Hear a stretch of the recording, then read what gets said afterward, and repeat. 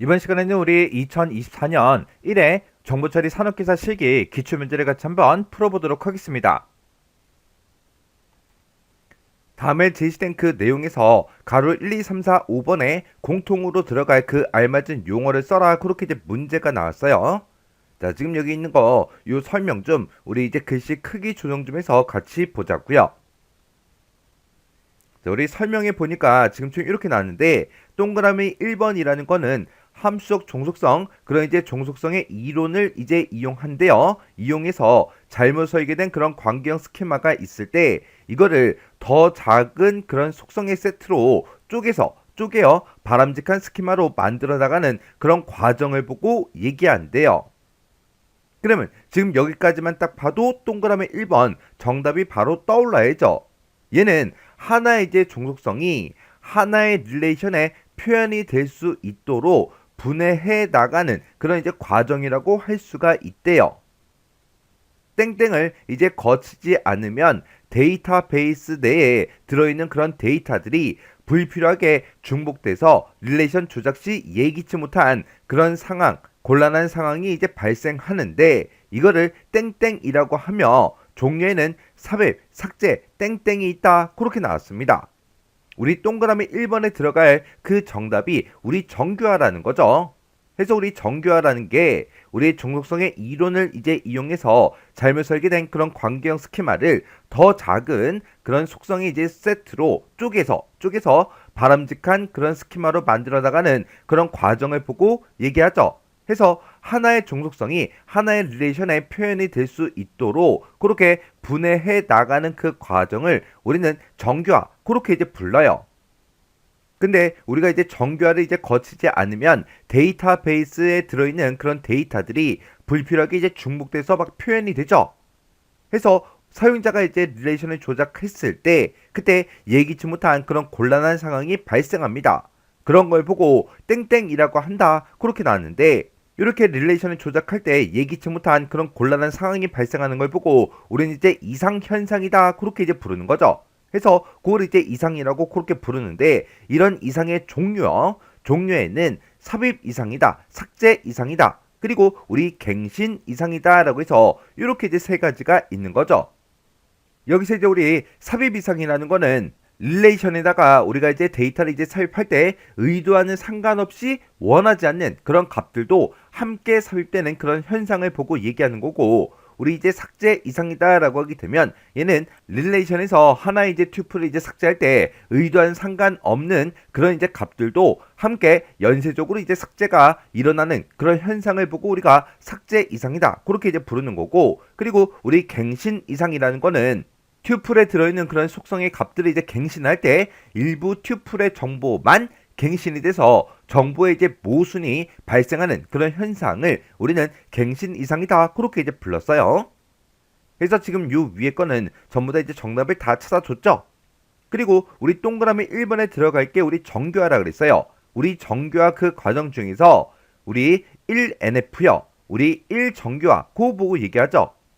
제1정규형이라는 거는 릴레이션에 속해 있는 모든 도메인이 원자값으로만 되어 있는 거 그걸 보고 우리가 1정규하다 그렇게 이제 불러요. 해서 릴레이션의 모든 속성의 그 값이 원자값으로만 되어 있는 그런 정규형을 보고 얘기합니다. 해서 1정규화라는 거는 우리 릴레이션의 모든 속성이 단순 영역에서 이제 정의가 됩니다.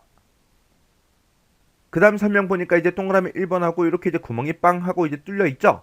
그리고 요 밑에도 이제 동그라미 1번하고 구멍이 이제 빵 하고 뚫려 있는데 동그라미 1번에는 전부 다 이제 정규화가 정답이라 그랬어요. 우리 정규화 그 과정 중에서 우리 ENF요. 우리 제2정규형은 릴레이션 R이 1정규형이죠. 기본키가 아닌 모든 속성이 기본키에 대해서 완전 함수적 종속 그걸 이제 만족하는 거 그걸 보고 우리가 이 정규형이다 그렇게 이제 불러요. 여기서 얘기하는 함수적 종속이라는 거는 데이터들이 어떤 기준값에 의해서 종속되는 걸 의미한대요. 예를 들어서 수강이라는 그 릴레이션 그 테이블이 있는데 그 릴레이션에는 학번이다, 이름이다, 과목명이다 해서 이렇게 이제 세 가지로 되어 있대요. 이렇게 이제 세 가지로 되어 있을 때 학번이 이제 결정이 되면 과목명에 상관없이 학번이 결정이 됐대요. 그러면 과목명이 뭐가 됐든 상관없이 결정된 그 학번에는 항상 같은 이름이 이제 대응이 된다. 학번만 알면 우리가 이름을 얼마든지 알아낼 수가 있겠죠. 해서 학번에 따라서 이름이 이제 결정이 될 때 이름을 학번의 이제 함수적 종속이다. 그렇게 이제 얘기를 할 수 있고, 그리고 학번은 이름이다라고 해서 지금처럼 이렇게 이제 우리가 표현할 수 있는 거죠. 이런 게 이제 우리 제2 정규형이요. 그 다음에 우리 정규화 그 과정 중에서 3NF, 우리 제3 정규형을 보고 얘기하는 거죠. 얘는 릴레이션 R이 이 정규형을 만족해야 됩니다. 그리고 기본키가 아닌 모든 속성이 기본키에 대해서 이행적 종속이요. 이행적 종속을 만족하지 않는 거. 그 상태를 보고 우리가 이제 3정규형이다. 그렇게 이제 부릅니다. 그때 무선실 조인 또는 종속성 보존을 저해하지 않고도 항상 제3정규형 설계를 이제 얻을 수 있다. 여기서 이행적 종속이라는 거는 A가 B이고 B가 C일 때 A가 이제 동그라미 4번을 이제 만족하는 그 관계를 의미한대요. A가 B고 B가 C일 때 그때 A가 이제 C인 그 상태요. 해서 이 곳에는 이제 C하고 이렇게 이제 들어가야죠. 그 다음에 이제 설명 보니까 지금 좀 이렇게 되어 있는데 동그라미 1번의 정답은 다 찾아줬죠? 우리 정규화요. 그래서 우리 정규화 그 과정 중에는 동그라미 5번이요. 이곳에는 릴레이션 R에서 결정자가 모두 후보키인 거, 그걸 보고 얘기한대요. 우리 이제 릴레이션 R이 있을 때 결정자가 모두 후보키인 그 정규형을 보고 우리가 BCNF 그렇게 이제 부르는 거죠. 그래서 우리 동그라미 5번에 들어갈 게 BCNF요.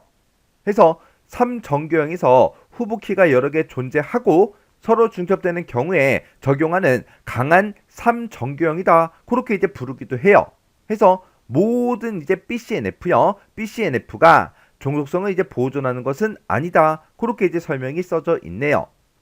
그 다음에 정규화 과정 중에 우리 이제 제4정규형이요. 제4정규형이라는 거는 릴레이션 R이 있을 때 얘는 다치 종속이 이제 성립하는 그 경우에 릴레이션 R의 모든 속성이 A의 함수적 종속 관계를 만족하는 거, 그걸 보고 우리가 제4정규형 그렇게 이제 부르는 거죠.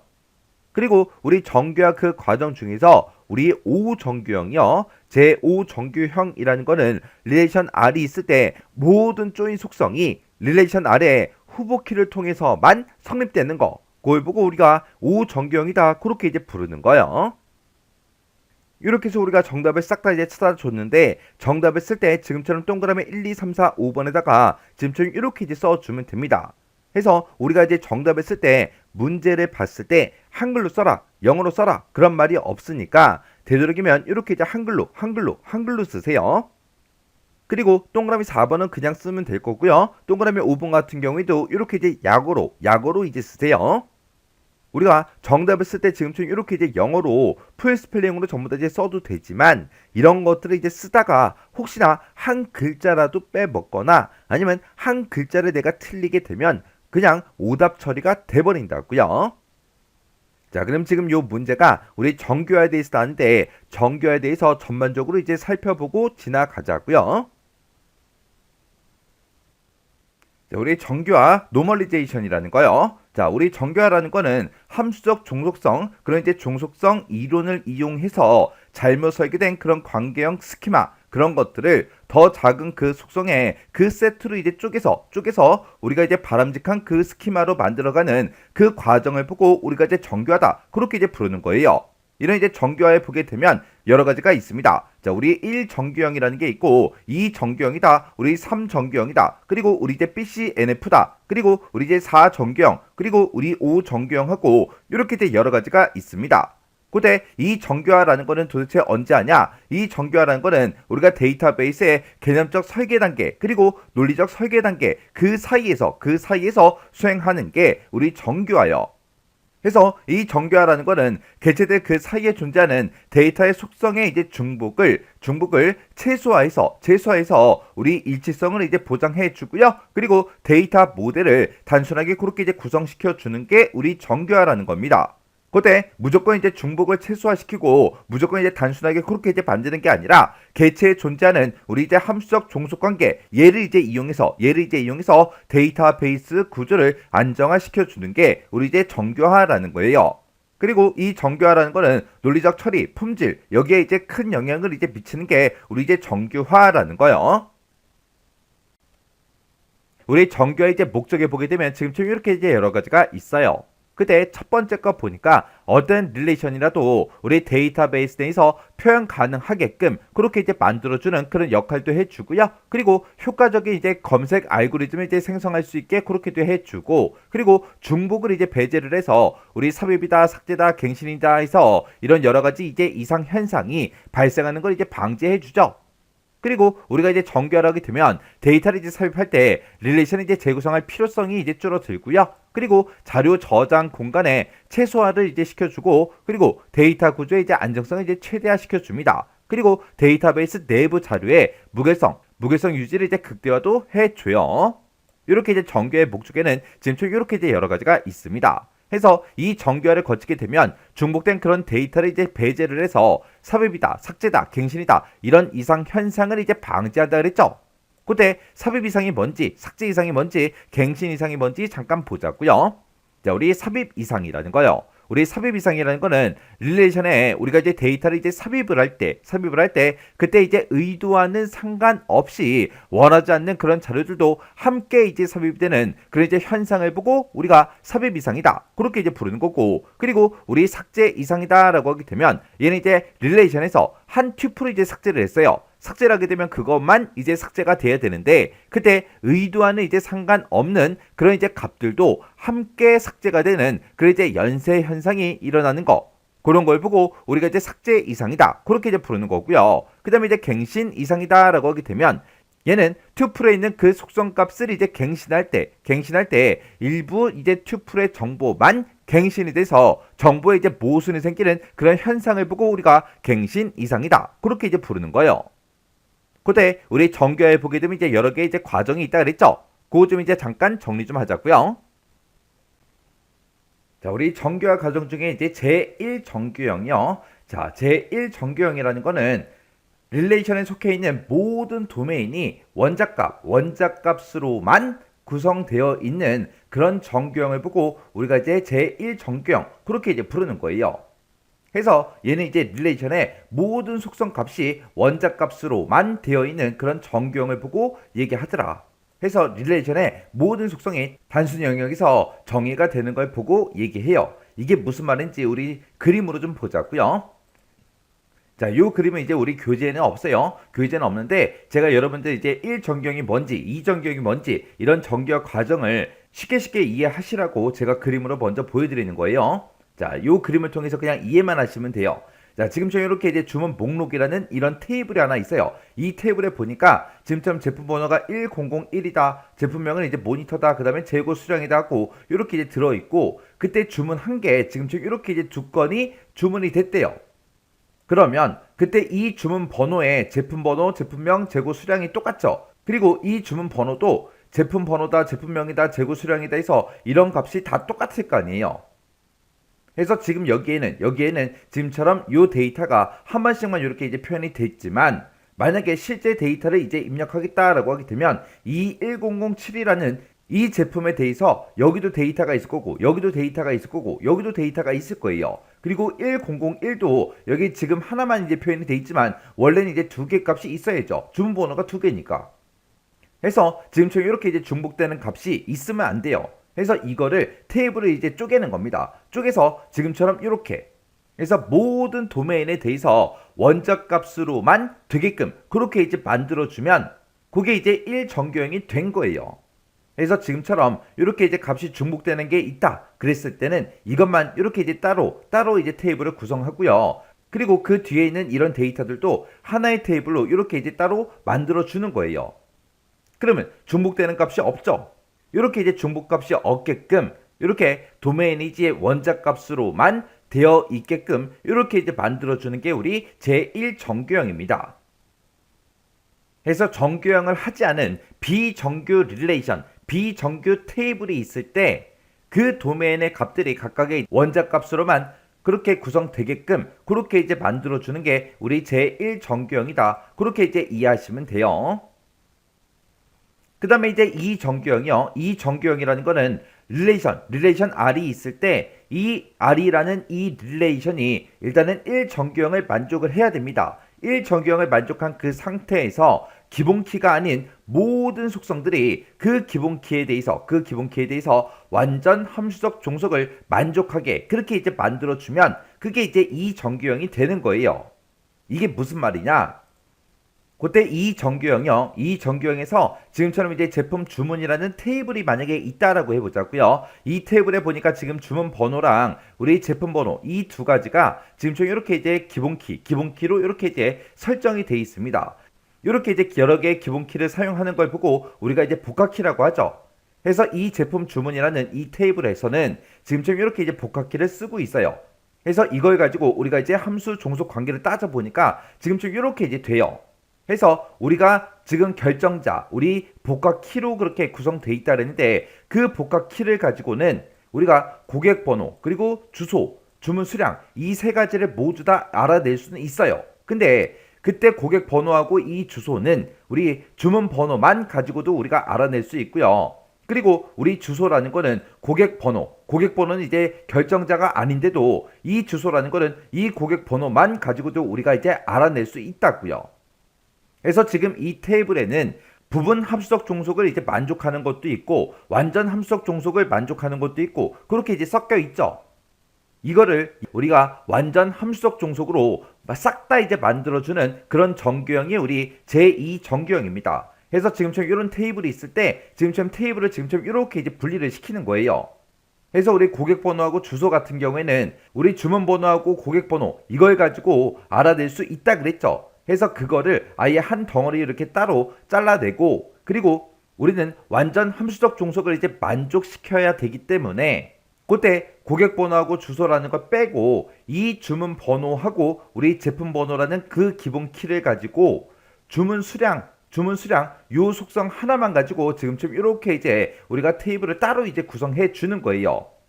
그러면 지금 이 복합키를 가지고는 우리가 주문 수량만 딱 알아낼 수 있겠죠. 그리고 이 주문 테이블에서는 이 주문 번호가 지금 기본키로 설정돼 있어요. 이 주문 번호만 알면 우리가 고객 번호하고 주소하고 전부 다 이제 알아낼 수 있다 그랬죠. 그래서 이렇게 각각의 테이블들이 완전 함수적 종속을 만족하게끔 그렇게 이제 만들어주는 게 우리 이정규형입니다. 그래서 제2정규형이라는 건 어떤 걸 한다? 기본키가 아닌 모든 속성들이 기본키에 대해서 완전 함수적 종속을 만족하게끔 그렇게 만드는 그 정규형이 제2정규형이다. 그렇게 이제 기억하시면 됩니다. 그 다음에 이제 제3정규형이요. 제3정규형은 릴레이션 R이 있을 때 얘가 이 릴레이션 R이 일단은 이 정규형을 일단 만족하고 있어야 돼요. 그리고 기본키가 아닌 모든 속성이 기본키에 대해서 이행적 종속을 만족하지 않는 그 정규형을 우리가 이제 제3정규형 그렇게 이제 부릅니다. 그래서 이행적 종속 관계로 되어 있는 것들을 우리가 제거하는 거 그게 이제 제3정규형이다. 그렇게 이제 이해하시면 돼요. 그럼 이게 뭔지 좀 보자고요. 자, 지금처럼 이렇게 이제 주문이라는 이 테이블이 있을 때 주문 번호가 지금 기본키로 이렇게 이제 설정이 되어 있죠. 그때 이 주문 번호를 가지고 우리는 고객 번호를 알아낼 수 있죠. 그리고 이 주문 번호를 가지고 우리가 주소도 알아낼 수 있습니다. 근데 여기서 이제 잘 봤을 때 고객 번호 100번인 그 사람은 서울에 살아요. 그리고 고객 번호 200번을 그 가진 사람은 우리 부산에 살고 있습니다. 그리고 고객 번호 300번을 가진 그 사람은 광주에 살고 있어요. 그러면 우리가 주소를 알아낼 때 주문 번호를 가지고도 우리가 알아낼 수 있지만 이 고객 번호를 가지고도 우리가 이제 주소를 알아낼 수 있겠죠. 그걸 이제 함수적 종속 관계로 나타나게 되면 지금처럼 이 주문 번호를 가지고는 우리가 고객 번호하고 주소를 알아낼 수 있더라. 근데 이 고객 번호를 가지고도 우리가 이제 주소를 알아낼 수 있다. 그렇게 해요. 그러면 이거를 우리가 ABC로 한번 보자고요. 자, 우리 예를 들어서 주문 번호가 만약에 A이고 만약에 고객 번호가 만약에 B라고 가정을 하고 주소가 만약에 C라고 이렇게 이제 가정을 했을 때 우리는 A라는 걸 가지고 B를 알아낼 수 있죠. 그리고 A를 가지고 우리가 C를 알아낼 수가 있습니다. 근데 이 B를 가지고도 우리가 이제 C를 알아낼 수 있다고요. 그때 A는 이제 C의 이행적 종속이다. 그렇게 이제 표현하는 거예요. 아니면 거꾸로 C는 A의 이제 이행적 종속되어 있다. 그렇게 이제 말하기도 합니다. 이런 관계를 보고 우리가 이제 이행적 종속이라 그래요. 그러면 이 제3정규형이 이행적 종속을 제거한다 그랬죠. 그러면 지금 이 주문이라는 이 테이블을 가지고 있을 때 이거를 지금처럼 이렇게 이제 우리가 쪼개는 겁니다. 테이블을. 그래서 그때 이제 주문 번호랑 이제 고객 번호랑 이렇게 이제 하나의 테이블로 우리가 구성을 하고요. 그리고 고객 번호랑 주소랑 이 두 가지를 가지고 또 하나의 테이블을 또 만들어요. 그리고 그때 이제 고객 번호를 가지고 우리가 이제 기본 키로 이렇게 이제 설정을 해서 이렇게 이제 고객 테이블을 따로 이렇게 구성하는 거예요. 그래서 지금처럼 이렇게 이제 따로따로 이렇게 테이블을 구성하게 되면 이행적 종속 관계가 사라지겠죠. 그래서 우리 제3정규형은 기본키가 아닌 모든 속성이 기본키에 대해서 이행적 종속을 만족하지 않는 그런 정규형으로 만드는 게 우리 제3정규형이다. 해서 우리가 이제 이행적 종속을 만족하지 않게 그렇게 이제 만들게 되면 무선실 조인 또는 우리가 종속성 보존을 저해하지 않고도 제3정규형의 설계를 이제 얻을 수 있어요. 이런 게 이제 제3정규형이요. 그 다음에 우리 BCNF요. 이 BCNF를 우리가 3정규형과 4정규형 그 사이에 있다 그래서 이 BCNF를 다른 말로 3.5 정규화 그렇게 이제 부르기도 해요.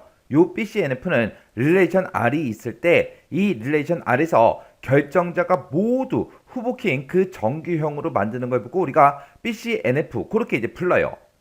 그 얘기가 우리 결정자이면서 후보키가 아닌 것들을 싹 다 이제 제거해서 결정자가 모두 후보키가 되게끔 그렇게 이제 만들어주는 그런 정규형이 우리 BCNF요. 그래서 3정규형에서 후보키가 이제 여러 개 존재하고 서로 중첩되어 있을 경우에 적용하는 그런 정규형을 보고 얘기하는데 이 BCNF를 우리가 다른 말로 강한 제3정규형이다. 그렇게 이제 부르기도 해요. 그래서 모든 BCNF가 종속성을 전부 다 이제 보존하는 건 아니에요. 그때 이제 BCNF에 우리 제약 조건이 있습니다. 제약 조건은 지금처럼 이렇게 이제 세 가지가 있어요. 키가 아닌 모든 속성은 각 키에 대해서 완전 종속해야 되고요. 그리고 키가 아닌 모든 속성은 그 자신이 부분적으로 들어가 있지 않은 모든 키에 대해서 완전 종속해야 됩니다. 그리고 어떤 속성도 키가 아닌 속성에 대해서는 완전 종속할 수 없다. 이런 제약 조건을 가진 게 우리 BCNF예요. 자, 그러면 이제 BCNF가 뭔지 좀 보자고요. 만약에 지금처럼 이렇게 테이블이 있는데 그때 이제 우리 A라는 필드, B라는 필드, C라는 필드 이렇게 세 개의 필드로 구성이 되어 있다라고 하자고요.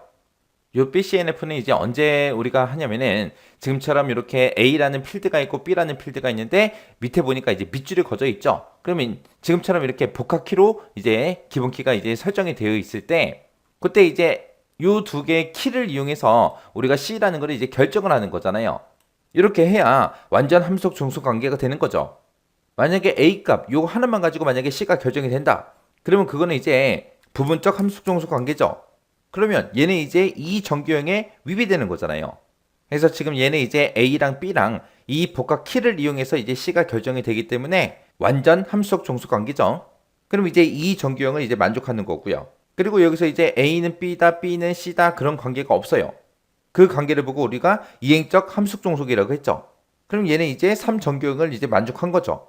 그래서 A다, B다 해서 이 두 개의 복합 키를 이용해서 무조건 이제 C가 이제 결정이 돼요. 근데 이제 여기서 문제가 생기는 게 이 C라는 거 하나를 가지고 거꾸로 이제 B를 결정하거나 아니면 거꾸로 이제 A를 결정하는 그런 경우가 이제 발생한다고요. 지금 이 테이블에서는 지금 A, B 이 두 가지를 묶어서 우리가 후보키로 이제 설정을 한 거죠. 그 얘기는 이런 테이블이 있을 때 이 두 개를 우리가 복합키로 그렇게 설정하는 게 가장 최선이다. 그렇게 이제 선택을 해서 이렇게 이제 복합키로 구성을 했다고요. 근데 그때 이제 C라는 아이가 있을 때 이 C가 이제 후보키가 될 수가 있어요? 안 되죠. 말도 안 되잖아요. 왜? 얘 혼자 독자적으로 그렇게 결정을 할 수 있다. 그러면 이 두 개를 우리가 복합키로 구성해서 기본키로 설정할 필요가 없는 거잖아요. 얘 하나만 가지고 그냥 기본키로 설정해버리면 끝나는 건데 뭐하러 이 두 개를 묶어서 복합키로 그렇게 결정을 하냐고요. 그래서 이 C는 후보키가 될 수가 없는 그런 속성을 보고 얘기해요. 해서 이 두 가지가 이제 복합키로 구성되어 있다. 그 얘기는 C는 이제 후보키가 될 수가 없다라는 그 의미예요. 자, 그럼 이제 예제 문제를 통해서 같이 한번 보자고요. 자, 지금처럼 수강교수라는 테이블이 지금처럼 이렇게 있죠. 자, 지금 얘네들끼리 이제 종속관계를 좀 보자고요. 지금 여기 보니까 학번하고 과목명 이 두 가지가 지금 기본키로 설정돼 있죠. 자, 지금 이 테이블을 보니까 학번하고 과목명에 지금처럼 이렇게 밑줄이 그어져 있어요. 그럼 여기서 이제 복합키를 사용하겠다. 그 얘기죠. 그때 이제 학번하고 과목명 이 두 가지를 합쳐서 담당 교수가 결정이 된다. 그거 이제 얘기하는 거예요. 그래서 학번하고 과목명이 이제 결정자고 담당 교수가 이제 종속자가 되는 거예요. 그때 지금 이 테이블 안에 있는 내용을 보게 되면 각각의 학번들, 그러면 각각의 사람들, 학생들을 얘기하는 거죠. 각 학생들마다 이제 어떤 과목을 수강하는지 그 이제 수강 신청을 했나 봐요. 근데 지금 여기 보니까 데이터베이스라는 과목이 있는데 홍길동이 담당 교수래요. 그리고 그 밑에 거 보니까 또 데이터베이스 하고 나는데 홍길동이 담당 교수고요. 그 밑에 보니까 데이터베이스 하고 나는데 이순신이 담당 교수예요. 이럴 수 있어요? 있죠. 데이터베이스라는 이 한 과목을 한 학교에서 한 교수님만 수업하는 게 아니라 여러 교수님이 있을 수 있잖아요. 그때 이제 학번이라는 게 A라고 생각을 하고요. 그 다음에 과목명이 B라고 생각하고 그 다음에 담당 교수가 C라고 이렇게 생각해 보세요. 그러면 지금 학번이 기본키고 그 다음에 우리 과목명도 기본키다 하고 밑줄이 거져 있죠. 그래서 여기서는 이제 복합키로 그렇게 이제 사용되는 거예요. 그때 이 테이블에서 학번하고 과목명 이 두 가지를 복합키로 사용한다. 그 얘기는 이 테이블에서는 이렇게 두 개를 묶어서 복합키로 사용하는 게 가장 최선이다. 그렇게 해서 이제 만들어 놓은 거잖아요. 그래서 요 C라는 거, 이 담당 교수는 후보키가 될 수가 있다 없다? 없다. 후보키가 될 수가 없더라. 그 다음에 이제 우리 학번이라는 거랑 우리 담당 교수 이 두 가지를 묶어서 과목명을 결정할 수 있어요? 있죠. 이 학번을 가진 사람의 담당 교수는 이건데 이 두 개가 나왔을 때 과목명이 나올 수 있죠. 그래서 우리가 학번하고 담당 교수 이 두 가지를 가지고도 우리가 과목명을 결정할 수 있습니다. 근데 지금 이 테이블에서는 이 두 가지가 복합키로 이제 사용이 된 거예요. 그래서 이 두 가지를 사용해서 담당 교수를 결정하겠다. 이 두 가지를 복합키를 사용하는 게 가장 최선이다. 그렇게 이제 만들어 놓은 겁니다. 그때 이 담당 교수라는 이 필드는 후보키가 될 수 있다 없다? 없다. 없다. 그래서 이 테이블에서 이제 결정자가 후보키가 아닌 거를 분리하는 거예요. 분리. 그때 이제 담당 교수라는 거 요걸 이제 하나 띄어내는데 그때 이제 담당 교수들마다 과목명이 딱딱 정해져 있겠죠.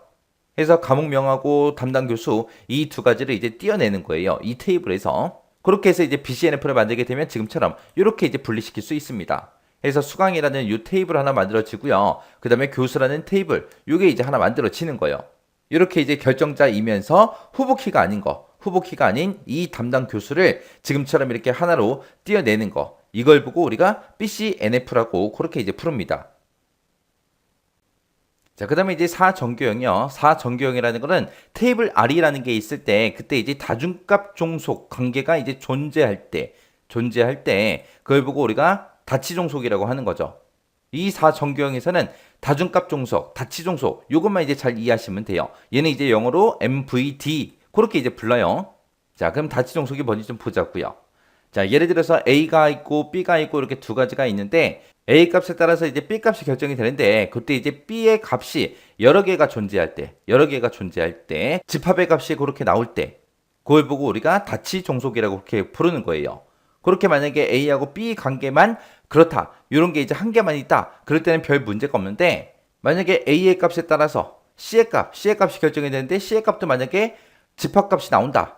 여러 개가 나온다. 그랬을 때 이제 문제가 생기는 거예요. 그럴 때 이제 A, B 요 두 개를 하나로 묶어서 테이블을 만들고요. A하고 C 요 두 개를 묶어서 또 하나의 테이블로 만드는 거. 그걸 보고 우리가 다치종속, 제거라고 그렇게 이제 불러요. 그래서 이게 이제 사정교형이요. 그 다음에 이제 제5정교형이요. 5정교형은 우리가 조인 속성을 이용하는 걸 보고 얘기하는 거죠. 원래 하나의 테이블에 있을 때 이거를 두 개로 분해를 시켰어요. 분해를 시켰다가 다시 조인을 하게 되면 무손실 분해 원칙에 의해서 이제 원래 데이터로 다시 되돌아가야 돼요. 근데 이제 그렇게 안 될 때가 있습니다. 언제 그렇게 안 되냐? 하나의 테이블을 두 개가 아니라 세 개로 쪼갰을 때, 세 개로 쪼갤 수밖에 없을 때, 그걸 보고 우리가 조인 조속성이라고 그렇게 이제 부르는 거예요. 그때 이제 조인 조속성을 갖는 그 속성들이 후보키가 아닐 때 이제 문제가 생긴다는 겁니다. 그래서 테이블 R에 대해서 모든 조인 종속성이 후보키를 통해서만 그렇게 성립되는 그런 정규형을 보고 우리가 제5 정규형이라고 이제 그렇게 부르는 거예요. 그래서 4정규형이다, 5정규형이다, 이거는 그냥 이론적인 내용만 잘 기억하세요. 잘 기억하시고, 그리고 우리가 앞에서 했던 거 1정규형, 그 다음에 2정규형, 그 다음에 3정규형, 그 다음에 BCNF까지 그렇게 4가지 있어요. 그 4가지는 여러분들이 이제 예제를 보고 그거를 파악할 줄 알아야 됩니다. 자, 이렇게 해서 이제 4정규형, 5정규형은 여러분들이 이런 이론적인 내용만 정확하게 알고 계시면 돼요. 우리 이 정규화라는 거는 우리 데이터베이스 설계 과정에서 가장 중요한 그런 작업 중에 하나죠. 해서 그만큼 중요하기 때문에 시험에 나올 확률도 높아요. 이 정규화는 정확하게 알고 지나가세요. 그 다음에 이제 반정교화라는 거요. 이 반정교화라는 거는 우리 이제 노멀리제이션 여기다가 우리가 DE만 더 붙여 놓은 겁니다. 이 반정교화라는 거는 정교화 원칙을 이제 반한다. 그렇게 이제 생각하시면 됩니다. 우리가 시스템이 이제 성능 향상이 됐든 아니면 개발이 됐든 아니면 운영이 이제 편의성 그런 것들을 위해서 정교화된 그런 데이터 모델 있죠. 그런 데이터 모델을 통합하고 중복하고 분리하는 그런 과정을 보고 얘기해요. 해서 의도적으로 일부러 우리가 정교화 원칙을 위배하는 그런 행위를 보고 우리가 이제 반정교화다 그렇게 이제 부르는 거예요. 해서 이 반정교화라는 거는 왜 한다? 우리가 시스템의 성능을 이제 향상시키거나 개발 아니면 운영의 이제 편의성을 위해서 우리가 반정교화라는 걸 하더라. 그래서 반정교화 요 개념까지 여러분들이 머릿속에 집어넣고 계셔야 돼요.